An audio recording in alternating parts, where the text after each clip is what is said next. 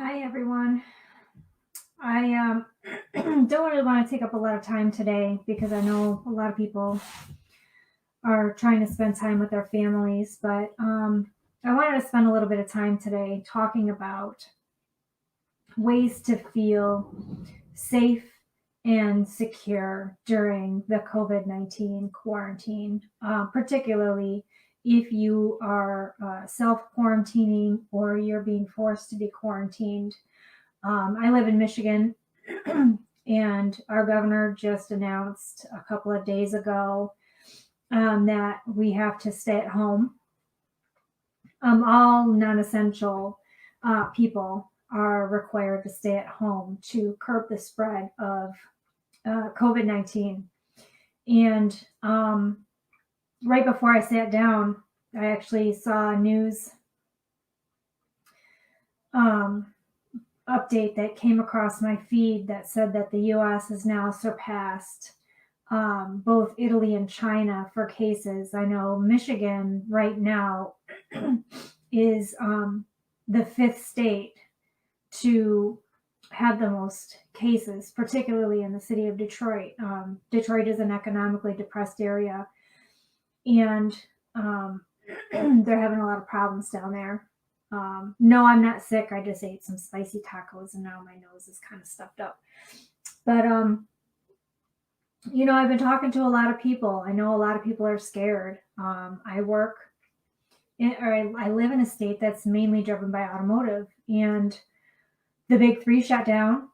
And because they shut down, a lot of supporting industries have shut down. So a lot of people that I know, a lot of people that am related to, a lot of my family members work for automotive companies and do automotive related work. And I know it's really, really stressful because all of a sudden you have no way to really, think about, how am I going to be able to feed myself? How am I going to be able to feed my family? How am I going to be able to pay my bills? How am I going to be able to take care of everything? So, a few things that I can tell you for certain is I worked in finance for more than 20 years. I don't want to date myself. I did it for more than 25 years. And one of the first things that you can do is conserve cash. And a lot of banks and creditors are offering leniency up to 90 days. So one way to feel better about, worrying about paying your bills, contact your mortgage company, contact your landlord, contact whoever holds the note on your car, contact your credit card companies, whoever you owe money to, whoever takes payments out automatically.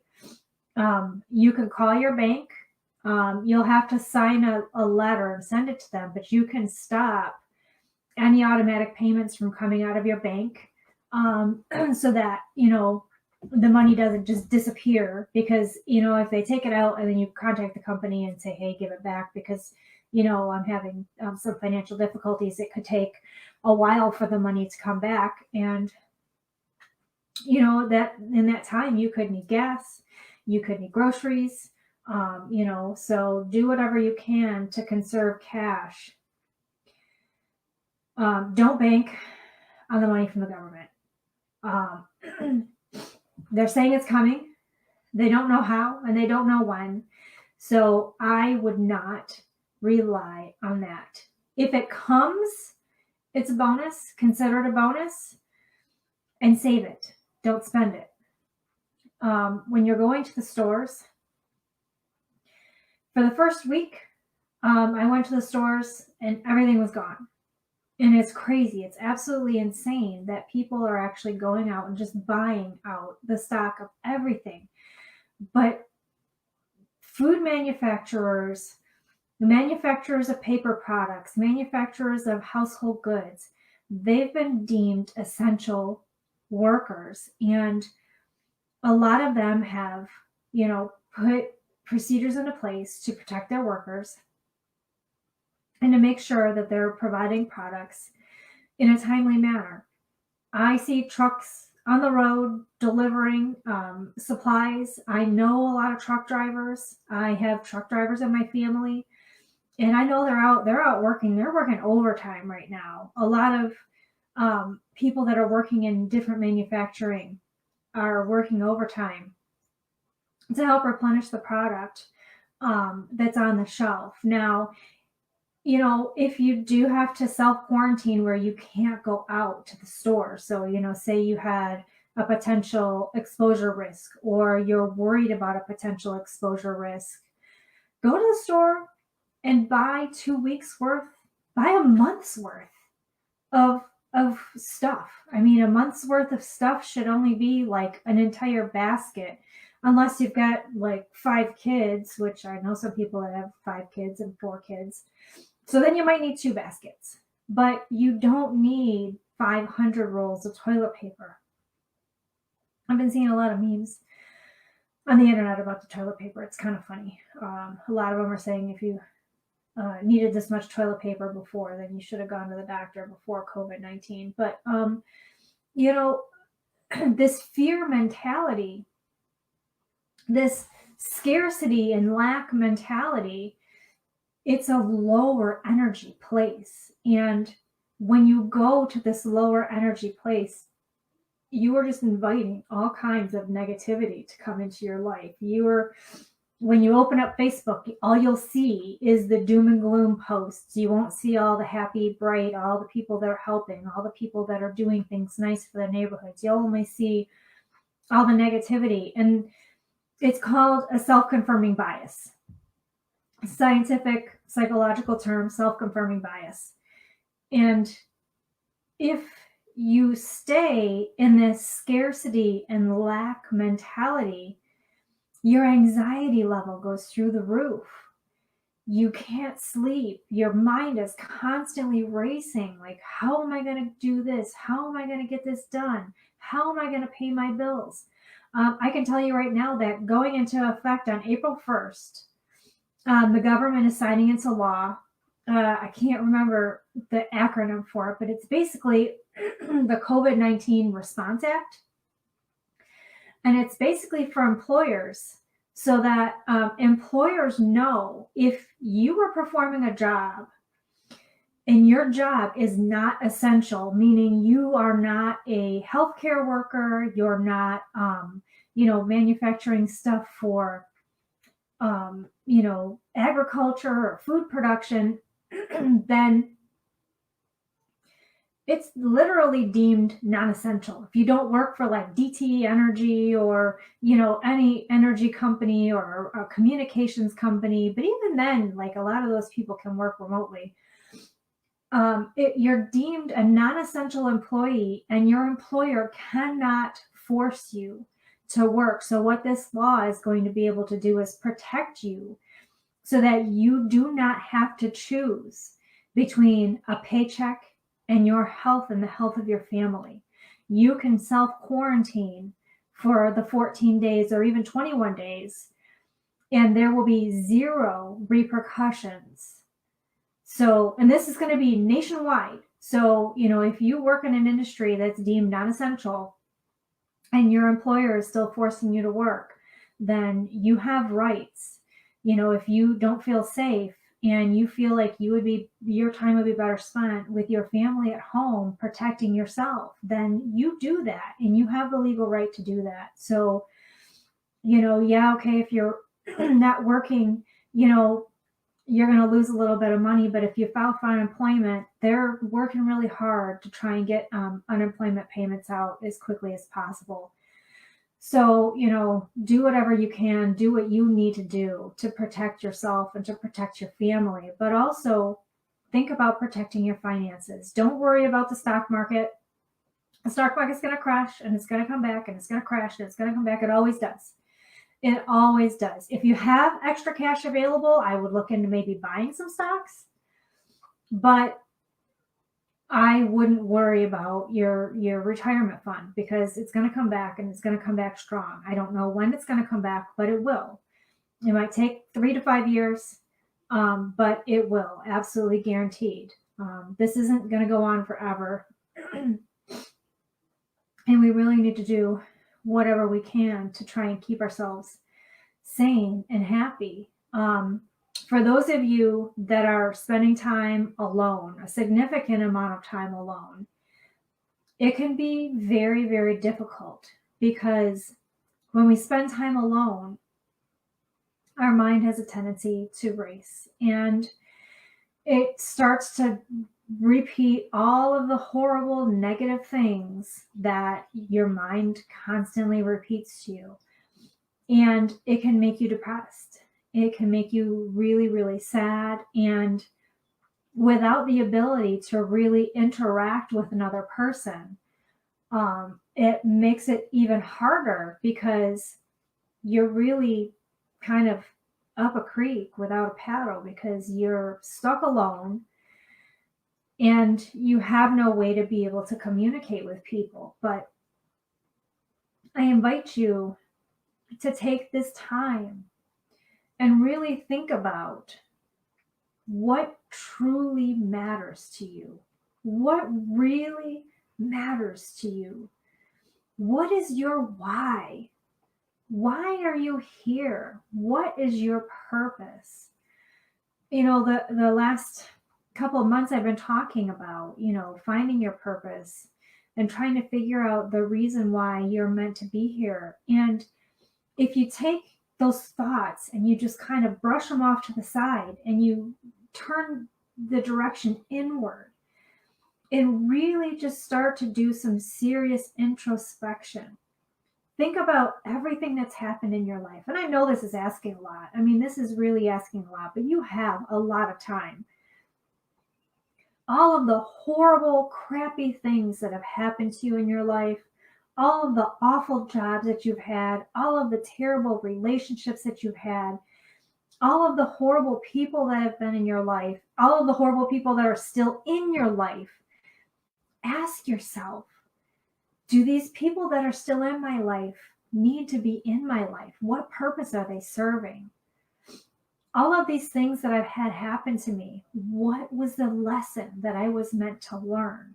So the interesting thing about lessons is you're doomed to repeat the same pattern over and over and over again until you actually learn from it. And until you learn and you say, oh yeah, that's why these shitty people keep coming into my life. And you take the steps necessary to stop these people from coming into your life, you'll never be able to move forward. Get yourself some paper. Order paper from Amazon. As far as I know, that's not out of stock, unless it's like toilet paper. But get yourself some paper and pens and just start journaling. Just start writing everything that comes up, every thought that you have, all of the negativity, all of the horrible thoughts that your brain just keeps all over you. Just write it all out. And then at the end of the page, look at it and say, what am I supposed to learn from this? What is this trying to teach me? Use this time to truly get some introspection and figure out where you're really supposed to go. Maybe, you are meant to work at a job 9 to 5 for the rest of your life, but maybe you're not. Maybe you're meant to be a life coach or a hockey coach or, the PTA mom or, whatever.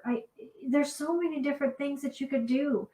Maybe you're supposed to be an artist or a writer or, an actor. I mean, there's so many things that we could do and be, but because of society, we decide to just go and, go to college and go be a doctor or be a lawyer or be an accountant or all this other stuff because it's what we think will make us happy. It's what we think we're supposed to do. But we can't live in fear. I took it down because we opened the window because it's been really, really nice here lately. But I gotta put it back up. Eventually I'll hang it up. I bought it. That was actually made by prisoners that got out of prison. they somewhere, I believe it's in Ohio, Pennsylvania, created a program for prisoners that just get out of prison and teach them a skill, teach them woodworking. And at the International Women's Show in Michigan last year, I bought that. But they didn't put hangers on the back of it. So I got to put a hanger on the back of it. But until then, it's going to sit there. And, I look at it every day. Let your faith be bigger than your fear. Again, I've mentioned this before.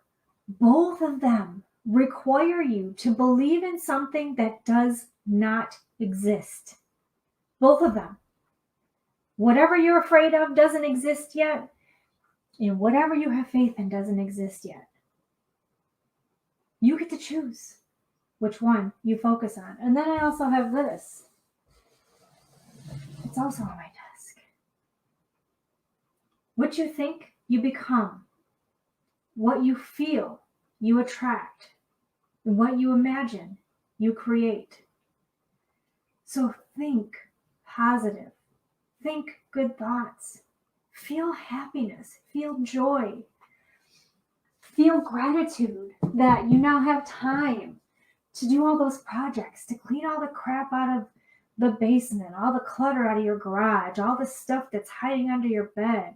Gosh, I drove by our Goodwill, which is closed right now, but people are still dropping off stuff. I couldn't believe the piles of stuff that were outside the Goodwill. I mean, people, and like driving down the street, you see all these, like, just tons of stuff out on garbage day. People are having time now to, check off all these things on the honey-do list that you just never really find the time to do.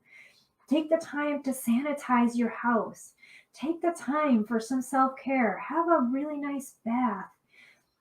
Enjoy being outside. I mean, I live in Michigan, and typically it's cold, but like it's been really nice here lately. So if it's been nice here in Michigan, I've got to imagine it's pretty nice pretty much everywhere else. Go outside. I told my husband, like, we went for a walk yesterday, and I told him we've been in our house for 5 years. And I've never, in the 5 years we've lived here, he and I go for walks all the time. I've never seen as many people out walking in 5 years total as I have in the last week. We live on a pond, and there was people out fishing, and people were out kayaking. I mean, just go outside, look at the stars, look at the sun, look at the birds. All the birds are starting to come back right now. Just feel gratitude for all of the amazing things that we're blessed to have in this world. And think about how everyone thinks of the negative impact of all of us being home. But honestly, if you look at all the accounts, there are so many things that are happening right now.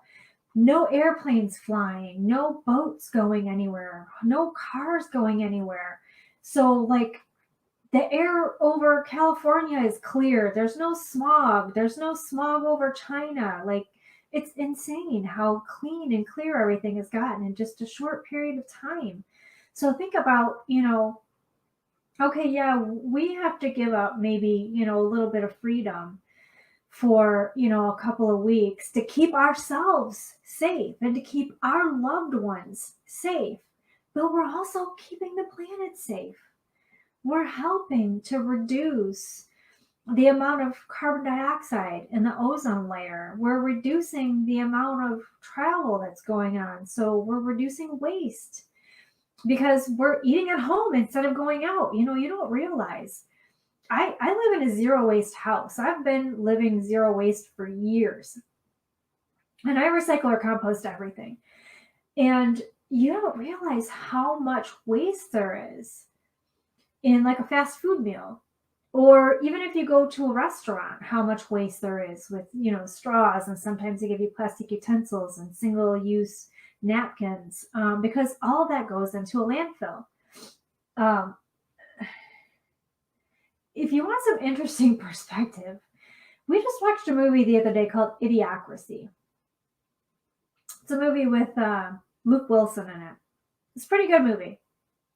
He He gets frozen, cryogenically frozen, is only supposed to be cryogenically frozen for like a year. Something happens and he gets cryogenically frozen for like, I don't know, 5,000 years or something like that. Anyway, I can't remember. But they wake up, he wakes up, it was him and this other girl, and like the whole world is all full of garbage. And everybody's stupid because all they're doing is like on their phones and, you know, eating garbage and eating junk, and they don't have any fresh crops. And yeah, it's crazy. But honestly, it's not that far-fetched if you really think about how everything's going. So I truly implore you to take this time and to think about all of the wonderful things that are here for us in this world, and just know that there will always be food available for you at the store. And if you don't think from a place of scarcity or lack, whatever you need will always come to you, will always be provided to you. But only if you have faith and you trust that it will be there. If you don't, then it won't. You'll never be able to see the opportunities. Never. So just think about, use this time to really, think about what is truly, truly important in your life. And then I've got another one. Follow your dreams. What do you dream about? What do you think about? What do you wish you'd done? What do where do you wish you lived that you don't? Who do you wish you were that you aren't? Think about that. And until then, till next time, next week, I hope you guys all stay safe, stay healthy, and stay sane.